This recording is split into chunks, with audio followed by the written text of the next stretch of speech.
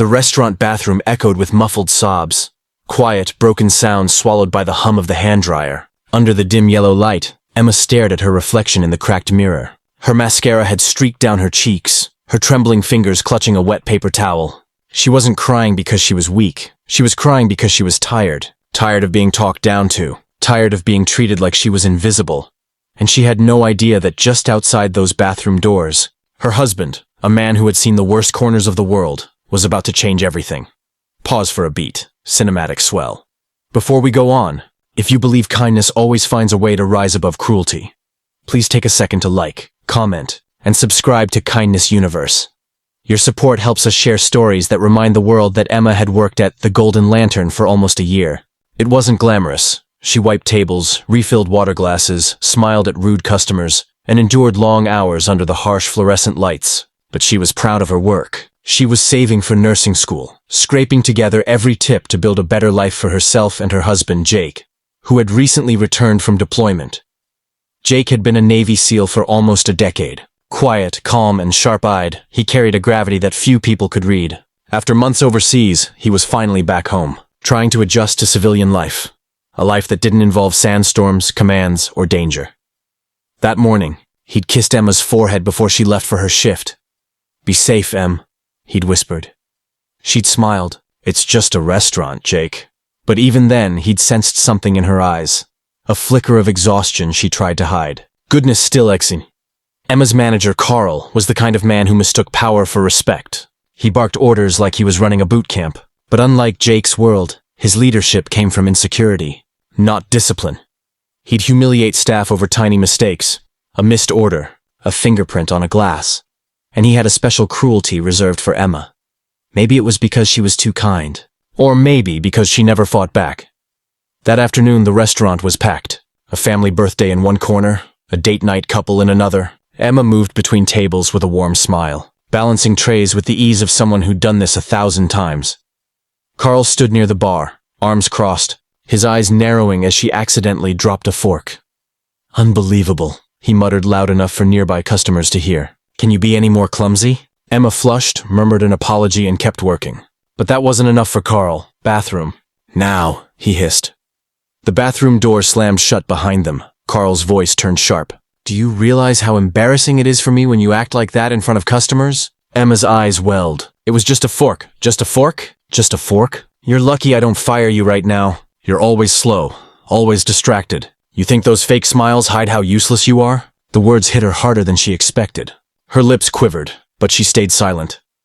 Carl stepped closer, his voice dripping with contempt. "You're not cut out for this job, sweetheart. Maybe you should go home and let your husband take care of you," assuming he hasn't realized yet that he married a failure. That broke her. Her breath hitched. Tears spilled. She turned away, ashamed to let him see her crumble. She whispered, "Please stop." But Carl wasn't finished. "No, you listen to me." That's when the door creaked open. Still in his faded jeans and dark t-shirt, his frame filled the doorway like a wall of calm fury. His expression was unreadable, but his eyes, cold, focused, locked onto Carl. "Is there a problem here?" he asked, voice low and steady. Carl blinked, his tone instantly defensive. "Sir, this is an employee matter. Please step outside." Jake took a slow step forward. "That's my wife you're talking to." Silence. Even the buzzing light seemed to hold its breath. Carl's face went pale. He opened his mouth, stammering, I didn't realize." Jake's tone didn't rise, but it carried weight. "You don't need to realize who she's married to treat her with respect."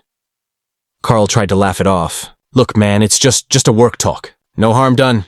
Jake's gaze didn't waver. "You humiliated her in a locked bathroom. That's not work talk. That's abuse." Carl stepped back, suddenly aware of how small he felt in front of the man whose calm looked more dangerous than rage. "Apologize," Jake said. Carl hesitated, then sneered, trying to save his pride. "Fine, I'm sorry." Jake tilted his head. "No, you're apologizing to me. You need to apologize to her." Emma stood frozen, unsure what to say, still trembling. Carl looked at her, forced out the words, "I'm sorry." Jake stepped closer, his voice now softer but sharper than ever. "You know, I've seen men crumble under fire. I've seen men lose their lives protecting others. But the kind of man who uses his power to tear someone down? That's not strength. That's cowardice." Carl swallowed hard. Jake leaned closer. "You ever speak to her like that again?" I'll make sure everyone in this town knows exactly what kind of man you are. Every customer, every reviewer, every future employer. Carl nodded quickly, his voice shaking. Understood. Jake took Emma's hand. Come on, Em, you're done here. They walked out together. Every step felt lighter for Emma, though her hands still shook. The restaurant was quiet, staff pretending not to stare, customers sensing the tension. Jake opened the car door for her, and when she sat down, she finally let herself cry. Not out of fear this time, but out of release. He reached over, wiping her tears gently. You don't deserve that. No one does, she shook her head. I didn't want to make a scene. Jake smiled softly. You didn't. I did. They both laughed through the tears.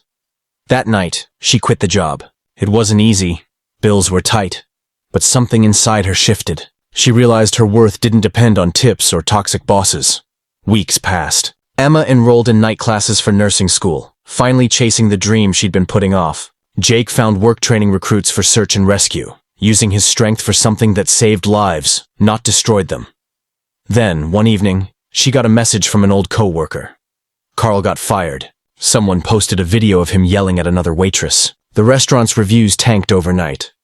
Emma stared at the message, then smiled faintly. Justice had a way of finding its own path.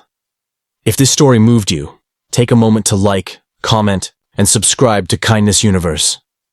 Every share helps us spread real stories of courage, compassion, and strength. Months later, Emma stood outside her nursing class, watching the sunset paint the sky gold. She thought about that night. The humiliation, the pain, the tears, and how it had all led her here. Jake pulled up on his motorcycle, helmet under one arm, grin wide. How was class, Nurse Emma? She laughed. Hard, but worth it. He wrapped an arm around her shoulders. That's my girl. As they walked off together, the wind picked up, carrying the faint scent of the ocean. The same ocean Jake had once crossed for duty. The same ocean they'd both stood beside when they promised never to give up on each other. The lesson lingered in her heart. Kindness isn't weakness. It's the quiet, unbreakable strength that survives even when cruelty thinks it's won. Sometimes life brings people like Carl, people who try to shrink your spirit. But if you stand firm, if you hold on to your self-worth, and if you have someone by your side who believes in you, no humiliation can define you. Because respect, like love, isn't earned through fear. It's built through kindness, courage, and truth.